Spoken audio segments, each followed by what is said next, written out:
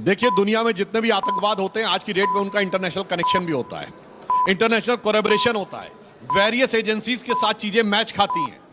इसीलिए मगर ये सो कॉल्ड हिंदू टेरर की थ्योरी एकमात्र ऐसी थ्योरी थी जिसका कोई इंटरनेशनल कनेक्शन नहीं था, बल्कि इंटरनेशनल एजेंसीज उल्टा बोल रही थी। जैसे समझौता एक्सप्रेस केस में पहले भारत, और दूसरी बात, किसी भी इन्वेस्टिगेशन में एजेंसी एक ही तरफ सोचती है, यू टर्न नहीं लेती है।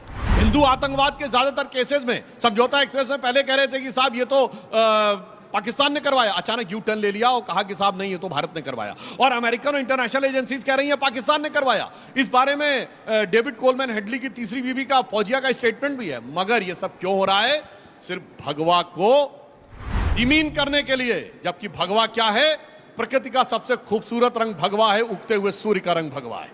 जब मास एनर्जी में कन्वर्ट होता है तो अग्नि की ज्वाला का रंग भगवा है, ज्ञान के प्रतीक यज्ञ की ज्वाला का रंग भगवा है। सारे ऋषिमुनियों ने भगवा पहना, भगवान बुद्ध ने ध्यान लगाया तो भगवा पहना, भगवान राम, भगवान कृष्ण दोनों के ध्वज थे, भगवा थे। महाराणा प्रताप, छत्रपति शिवाजी महाराज से लेके शकारी विक्रमादित्य, चंद्रगुप्त मौर्य तक भगवा था। और इसीलिए भारत के राष्ट्रीय ध्वज में जो भगवा है वो हमारे संविधान निर्माताओं ने क्यों लिया?